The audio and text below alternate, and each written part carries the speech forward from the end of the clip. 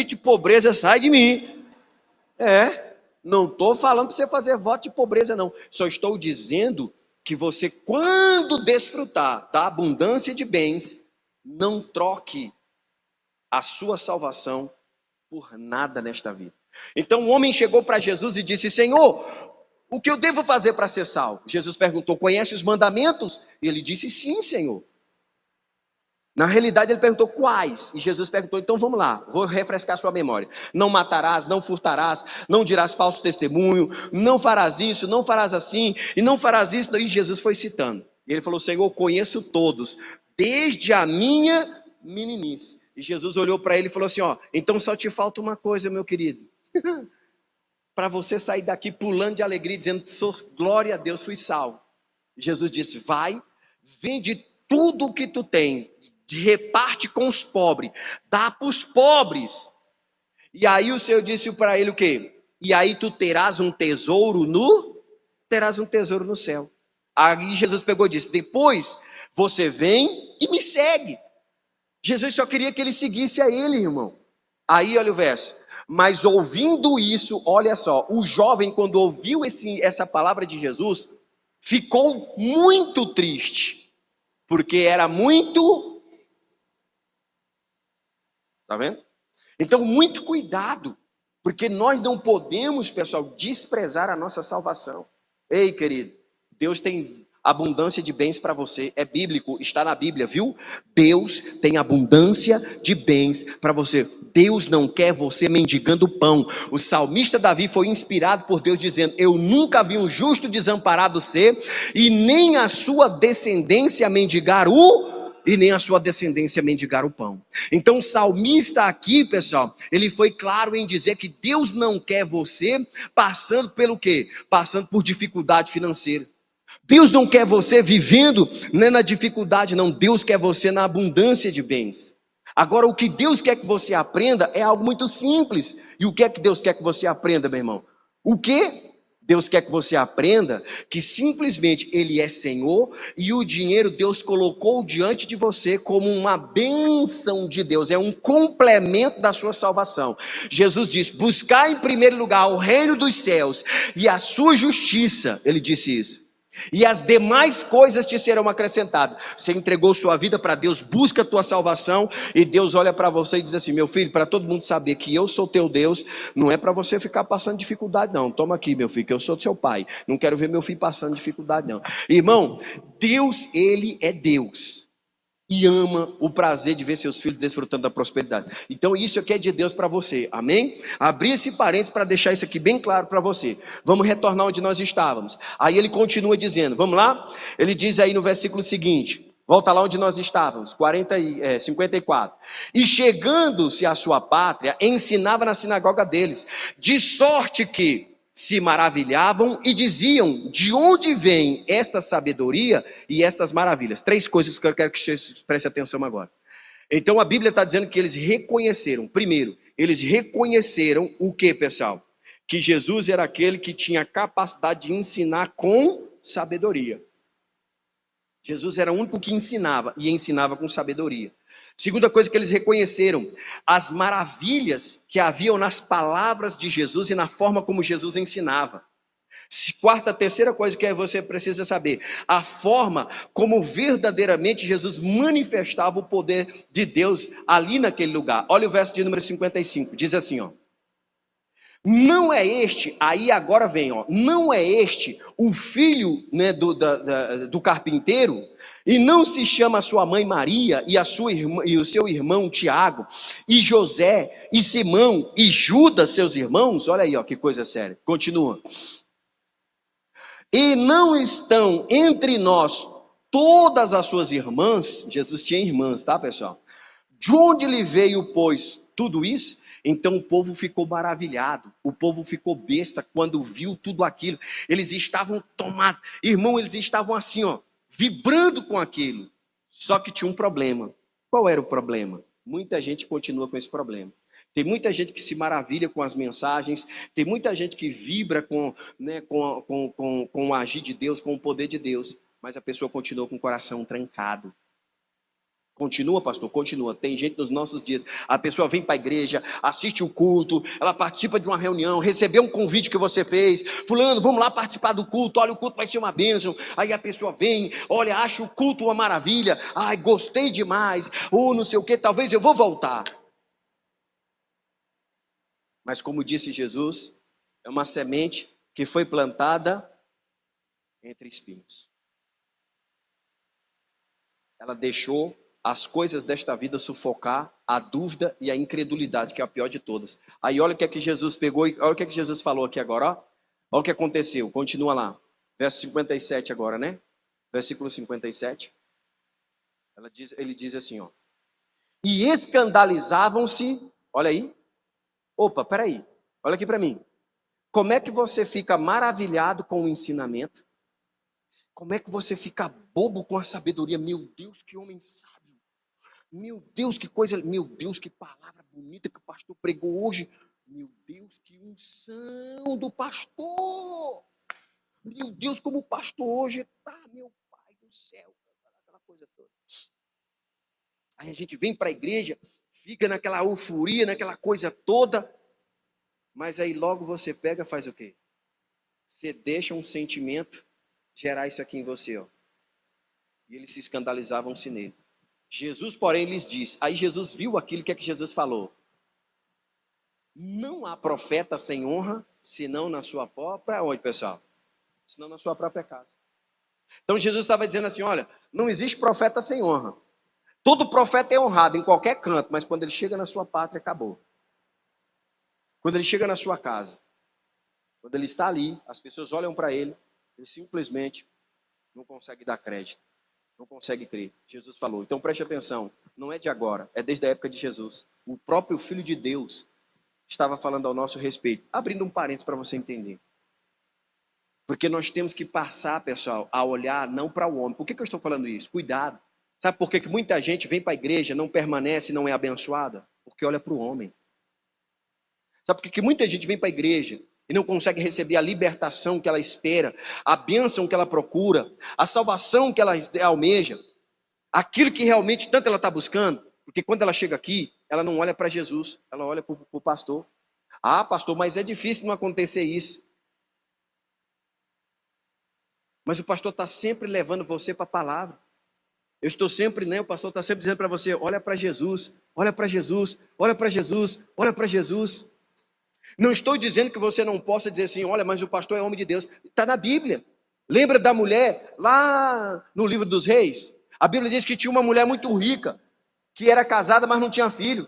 O Eliseu ia sempre para Sunem. E quando chegava em Sunem, aquela mulher tomou a atitude de pegar e falar assim, opa, vou receber esse homem na minha casa. E começou a receber o homem na casa dele. Certa vez, um dia ela estava na janela, assim, ó, junto com o marido dela, os dois conversando, já era finalzinho de tarde, ou de manhã, a Bíblia não fala, mas eles estavam lá, assim, ó. Aí a Bíblia diz que sabe o que aconteceu? Estava vindo um homem de Deus. Aí ela pegou e disse para o seu marido, olha lá, ó, tá na Bíblia, não é eu que estou dizendo, tá, do jeito que eu estou falando, está na Bíblia lá, ó. Eis que tenho observado que este que passa sempre por nós é um santo homem de... Então não estou dizendo que nós como pregadores do evangelho não temos que dar bom testemunho, temos que dar bom testemunho, mas não se esqueça que nós não passamos de mero seres humanos, sujeito a falhas. Exemplo, Elias falhou. Falhou como, pastor? Porque quando ele recebeu a carta de ameaça, ele ficou com medo. Ficou com medo, não. Ele sofreu um trauma que a maioria das pessoas sofrem. Você acha que o pastor não passa por isso? Não, é filho. Ficou depressivo. Elias sofreu com depressão. Você acha que depressão é só de hoje? Não, filho. Ele passou por uma depressão lascada, ao ponto de ir para o deserto e chegou lá, desejou. Porque toda pessoa depressiva, quando ela está no fundo do poço, qual é a saída? Desejo de morte. E o Elias orou a Deus e falou: Senhor, me mata, Senhor. Me estava depressivo, filho. Você acha que é fácil para pastor? É? Não. Mas acontece. Tudo bem, vamos lá, vamos tirar o foco aqui, vamos entrar na. Aí, Jesus pega naquele momento e se viu assim, desprezado. E Jesus estava ali anunciando o quê? O reino de Deus, a palavra de Deus, ensinando a pessoa a tomar o quê? Tinha gente ali, irmão, de tudo quanto é natureza. Eu preguei aqui esses dias aqui que Jesus estava, sabe como? Jesus chegou num lugar onde havia cego, coxo, aleijado. Uma multidão, mas de gente cega, coxo, aleijado. Só tinha doente quando Jesus chegou naquele lugar. E quando Jesus estava aí nesse ponto, Jesus também estava cheio de pessoas o quê? Enfermas, doentes. E as pessoas viram Jesus ensinar e era a oportunidade que elas tinham de serem libertas, mas elas preferiram tirar o foco do objetivo de serem abençoadas para olhar para quem? Para olhar para Jesus, o homem, porque quando Jesus estava na terra, ele era 100% homem. Aí a pessoa olhou para ele. Entenda muito bem, pelo amor de Jesus, pastor, mas não tem que olhar para Jesus? Sim, mas não se esqueça que Jesus estava como homem. Imagina se Jesus estivesse hoje nos nossos dias. Será que nós iríamos crer nele como nós cremos agora? Será?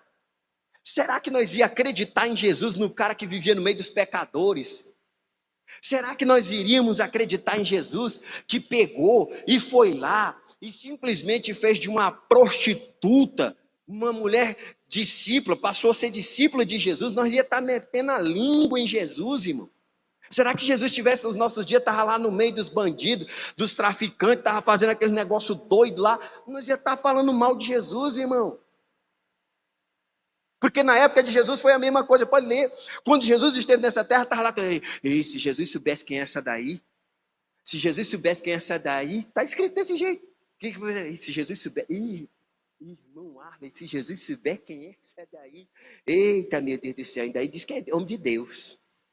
Está na Bíblia que fizeram isso com Jesus. Então, se ele tivesse nos nossos dias, era a mesma coisa. Então, entenda, ele era o filho de Deus, mas as pessoas não viam assim. E aí, por isso, a pessoa pegava e perdia a oportunidade, que é o que eu quero trazer aqui. Pastor, mas o senhor está demorando tanto para quê? Para chegar nesse ponto. Cadê o 57, meu filho? Lá no 57 que nós paramos. Segura lá. Põe lá no 57. Aí ele diz que não tem profeta, senão na sua, onde? Na sua casa. Ou seja, no meio do povo. Não era para acontecer isso. Aí olha o 58 agora. Aí aqui é onde eu quero chegar. E não fez ali. Aqui está a minha mensagem que é para mim orar por você agora. E não fez ali muitas maravilhas porque Jesus ficou emburrado. Porque Jesus ficou com raiva. Porque Jesus ficou magoado. Porque Jesus simplesmente não gostou. Por que Jesus não fez muitas maravilhas ali? Porque ele estava com dor de cabeça? Porque ele havia perdido a varinha mágica? Estou brincando com você. Você entender. O texto está dizendo, e não fez muitas maravilhas. Muitas. Não é muito. Muitas maravilhas ali. Por quê, pessoal? Por causa da incredulidade de quem? Daquelas pessoas. Mas não tinha gente doente? Tinha ou não tinha? Tinha gente aleijada? Tinha ou não tinha? Tinha gente precisando de uma libertação? Tinha ou não? Tinha gente precisando de tudo quanto era tipo de milagre ali. Mas a incredulidade impediu a pessoa de ser abençoada. Complicando mais ainda a situação, dizendo, ó, tá vendo? Não falei para você? Eu não falei, ó. Se fosse de Deus, filho. Se fosse realmente cheio da unção. Ou se fosse, não. É a sua fé. E é aqui onde eu quero chegar hoje. Ei, preste atenção. Jesus não fez naquele lugar, naquele tempo, milagres, porque eles não acreditavam. Jesus deixou esse texto para dizer para você, não caia nessa. Olhe para a pessoa que está do seu lado e diga, não caia nessa. Diga, não vamos cometer o mesmo erro. Amém? Porque Deus está aqui neste lugar com muito mais unção, como você não imagina na sua vida, com muito mais capacidade do que nunca para fazer o sobrenatural acontecer, e só depende de você. Diga, só depende de mim. Olha para a pessoa que está do seu lado, diga, só depende de nós. E não fez muitas maravilhas ali por causa da incredulidade deles. Aí olha o verso, né? Olha que coisa séria. Jesus não operou ali por causa daquelas pessoas que estavam com aquele sentimento no coração, sendo impedidas verdadeiramente de serem o que, pessoal? Abençoadas. O que eu quero mostrar para você é que Jesus está aqui nesse lugar. Jesus quer fazer maravilhas na sua vida. Eu não sei qual o milagre, mas ele pode fazer. Mas não depende de mim. Não depende de mim. Em Atos, capítulo de número 3, se não me falha a memória, né? Ou é o Evangelho, me desculpe, mas eu acho que é João. Perdoe o pastor, nesse momento que não está no meu esboço de mensagem, a memória, né? Aí o que acontece? Pedro e João, subiam juntos à hora da oração. E a Bíblia diz a hora da oração nona. Quando eles estavam chegando na porta do templo, tinha um paralítico sentado lá. E aí o paralítico olhou para eles e pediu uma esmola. E eles, fitando o olho nele, disse: não tenho prata, não tenho ouro. Olha que forte, hein? Não tenho prata, não tenho ouro. Mas o que eu tenho, isso eu te... Pedro falou assim: o que eu tenho, isso eu te dou. Em o nome de Jesus Cristo Nazareno, levanta agora e anda. Estendeu a mão, segurou a mão do cidadão. O cidadão levantou, pulando e saltando, e entrou dentro da igreja louvando a Deus. Esse Deus está aqui hoje, meu irmão. Jesus quer fazer na sua vida esse milagre. Ei, eu não tenho prata, eu não tenho ouro, mas o que eu tenho com toda a minha fé, eu quero te dar hoje. Entenda, Jesus Cristo Nazareno, Ele pode fazer o sobrenatural acontecer na sua vida. Ele pode quebrar todas as amarras, Ele pode despedaçar todas as correntes, Ele pode libertar você de toda a opressão do inferno, mas tudo só depende de você. Jesus disse, está escrito, Ele não fez milagres ali, ou seja, muita gente voltou doente para casa, muita gente voltou perturbada para casa, muita gente voltou para casa ferida, machucada, porque não conseguiram vencer o maior obstáculo delas. O maior obstáculo de muitos não era uma cegueira, o maior obstáculo de muitos não era o problema auditivo, não era o problema físico, não era outra coisa, senão um coração cheio de incredulidades. Ei, não era aquela paralisia física de nascença que impediu aquela pessoa de levantar e andar. Não era, irmão. Não era aquela legião de demônios que talvez tinha gente endemoniada ali, que impediu ela de ser liberta. Não! Foi a incredulidade delas. E se você hoje entende isso, o mesmo Deus que estava naquele lugar, está hoje aqui. E o que eles não deixaram Jesus fazer lá, deixe Jesus fazer hoje na tua vida, meu irmão, porque Ele quer que você saia daqui transformado. Quem entendeu, diga amém.